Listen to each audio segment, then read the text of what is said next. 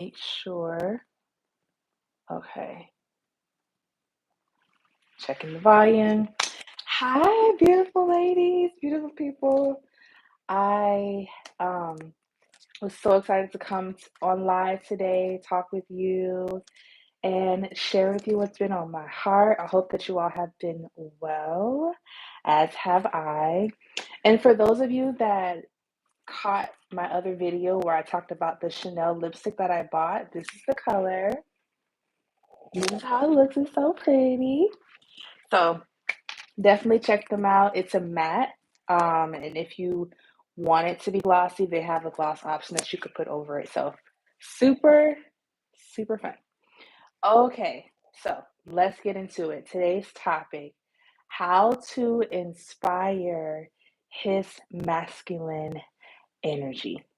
So I come across a lot of women, and I too myself have been this woman, who want their man to take care of them.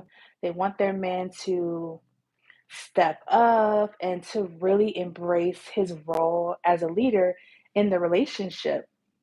A lot of women desire that, but they struggle with one, either finding a man that will do that or with letting the man do that. They don't know how to like bridge the gap. So I want to talk about how to bridge the gap. Hey girl.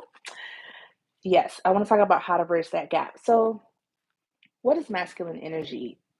Generally speaking, masculine energy, it leads, it protects, it provides, it creates beautiful, beautiful structure among so many other things. And oftentimes, this is what we crave as women in our romantic relationships. We want to feel secure. We want to know that we'll be taken care of financially, emotionally, all of the things where we can just exist and relax and feel free and safe.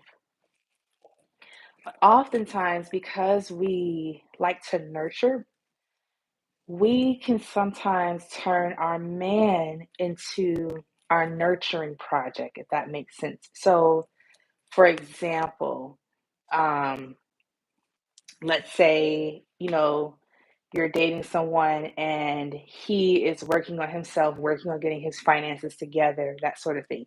And you're dating, I want to be clear, not saying that you're married to this person, you're dating this person. So what some women will do is we'll jump into fix it mode. I got you, babe. Like I'm ride or die, and that ride or die ends up being, you can move in with me.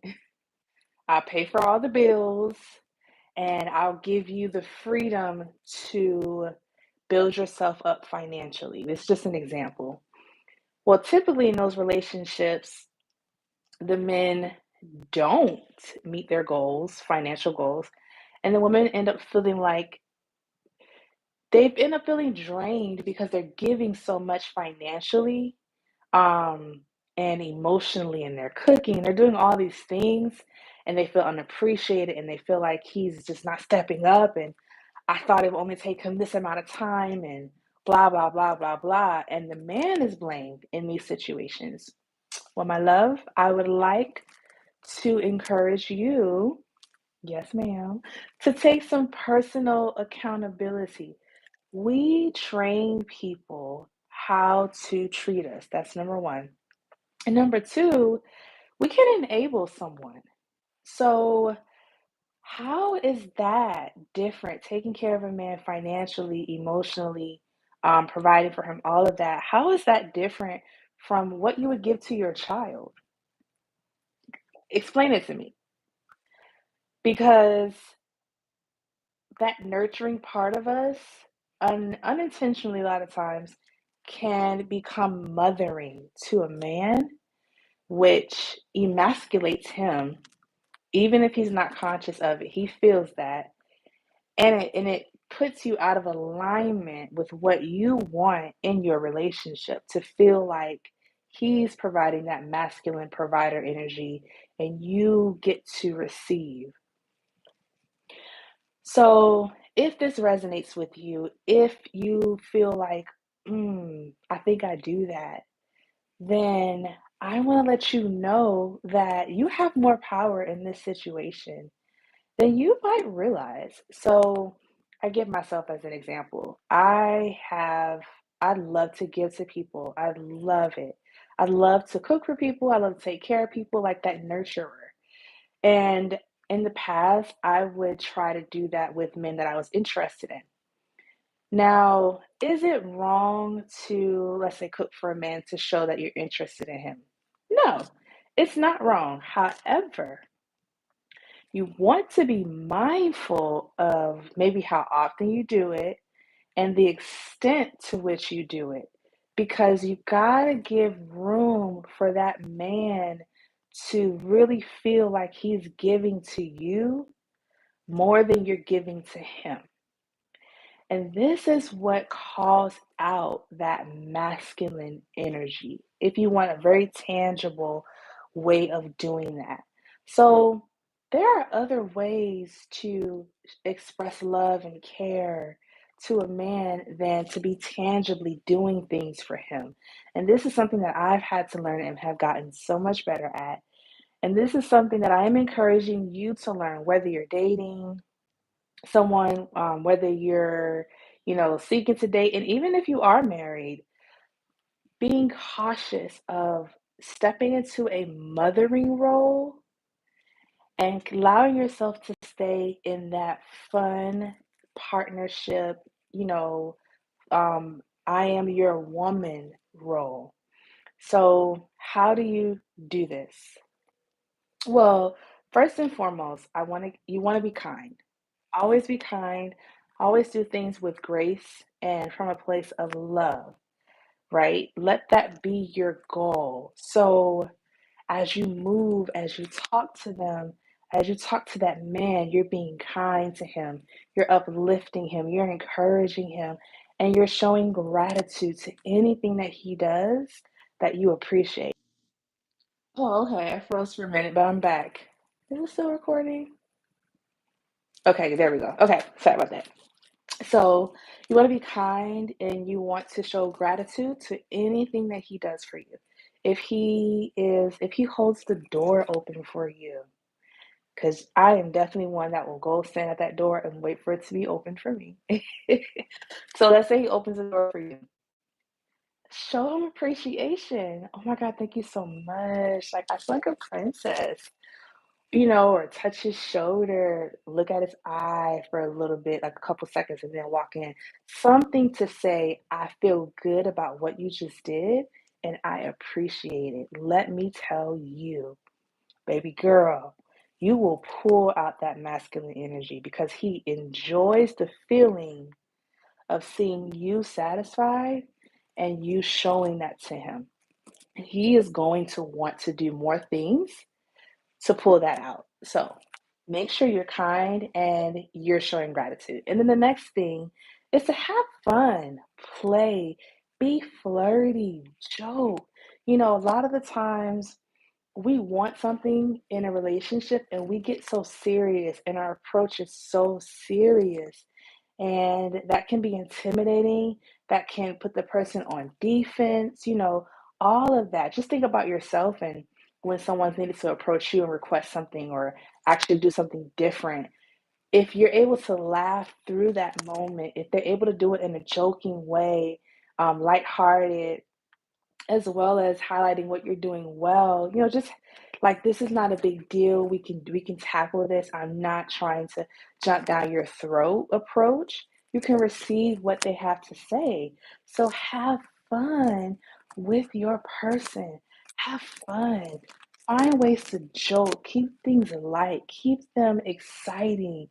And when you do need to have a conversation about maybe something that you need adjusted, try to do it in a lighthearted way where they're not like, oh my God, here we go again. What do I do now? Nobody wants to feel that way. You don't want to feel that way.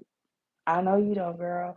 So keep that in mind when you are approaching your significant other. How can I keep it fun, lighthearted? Keep myself in a fun, lighthearted space. Like really just play.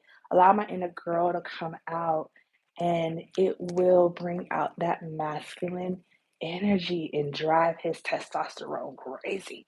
I am telling you. So, that is another way to activate and inspire his masculine energy.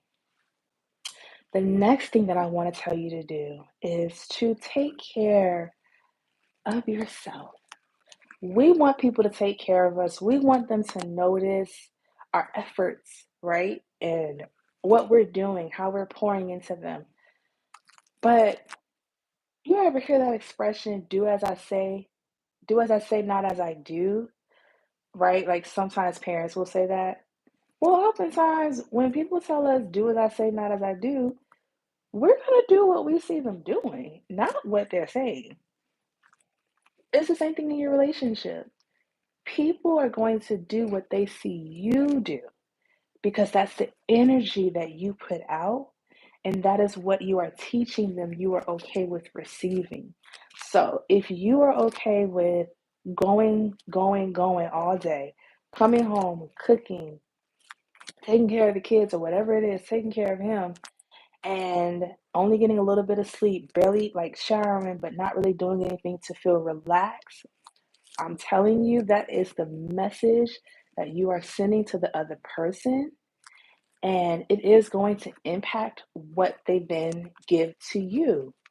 And it's not even necessarily on a conscious level all the time. We're energy. We receive messages all the time that we're not even aware of, but they manifest by how we act and what we give and what we receive. So if you're not taking care of yourself, then you are more than likely sending a message that you don't need to be taken care of. So I often tell people, take off your superwoman coat, wave that SOS sign. Hey, I need help. Be the damsel in distress. Take care of yourself. You know, acting like you got it all together and you don't need help and oh my God, I could do it better than you. And all of that is emasculating. And it's not going to call out that energy that you are looking for. So pause, my love, and take care of yourself. What are some ways that y'all take care of yourself? Let me know. Yes, okay. Manicures. Yes, going to get a manicure. I see facials. Yes, going to get facials. Ordering out. Yes, order out. Like, do the things. Take care of you. And it will teach your person to do the same. So that is another thing. And I want to add one last thing. Set boundaries. If you have an anything goes mentality, anything goes, well, then guess what? Anything's going to go.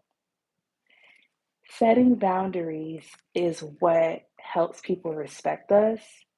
It is what teaches people our values and what's important to us. And it is what teaches people how to treat us. So I am encouraging you to set some boundaries. Anything cannot go. Think about it. When you're on that job and you've been assigned a certain role, you know what your parameters are. You know what you can and cannot do. If you didn't, the job probably wouldn't get done. It's the same thing in a relationship. Setting boundaries is the guideline for your person so they know how to love you and how to not love you. So set clear, concise boundaries. But I saved that for last because I want you to keep in mind being kind. I want you to keep in mind being playful. And I want you to keep in mind taking care of yourself. You're going to take all of those tools and you're going to use that when you set boundaries. So we're not approaching, him like we're his mom. I'm not doing that. Yelling and you better do as I say and I'm tired of having to talk to you. All these terms and phrases that are turnoffs and emasculating and make someone feel small. Nah, that's not the approach. But you want to approach the person with, baby, I just think the world of you. And There's something that's been on my mind. I want to talk to you about it. Not coming down on you, but I just want to make sure I'm being honest and, whatever. And then you tell them what you need. And, but do it in a playful way. Like, have fun with it. Set your boundaries. Can't be anything goes because then anything's going to go. So, those are the ways that you can pull out his masculine energy. And I could go into depth into each of those things could be its own video. Um, and who knows, maybe at some point it will be because we gotta really dig into some things. But on a basic level, something that I know everyone can apply, including myself, I promise you, if you implement these concepts and you find more ways to show up like you love yourself, you taking care of yourself, you're kind, you're playful, you know, then you will pull out his masculine energy. He will be running and jumping to do things for you, guaranteed, because you're making him feel good every time he does something for you. And this is key, you're creating a space for him to do things for you. You're not trying to do everything on your own so that he actually can see the need and step up to the need. Let him step up to the need. And set boundaries for yourself, right? There are some things that you just don't need to do if you're not at a certain point in your relationship. If you just met somebody, have your boundaries where it's like, nah, we're not doing this yet, we're not doing that yet, vice versa. If he hasn't put a ring on your finger yet, have those things where it's like, nah, this ain't happening until this. Set some boundaries and parameters for yourself and make sure you communicate them with authority. Now, not motherly, but with assurance, like, or confidence. I'm sure this is my boundary. Now, not wavering on it. Um, but that can be done in a nice way, but it still definitely needs to be done. But set some boundaries for yourself, parameters, and that could be many things. I will leave it up to you to decide. Some people, they say they're not going over to the other person's house until they know them really well, months in. Some people say that they're not going to have sex until they've been dating for a certain amount of time. Some people say no sex until marriage. Boundaries, standards, you got to have them, communicate them. And that also pulls out his masculine energy because he has direction, he has respect for you, he sees you taking care of yourself and what your needs are, and he would want to do the same. And if he is a man that does not want to do it, if he does not want to respect your boundaries and um, allow his masculine energy to flourish, to love on you, to provide for you, then that's probably not the man for you. So use this as an assessment as well. And you will get that masculine energy that you crave and you desire when you allow it in your life. So I'm going to leave you with this. It's always great coming on, talking with you all.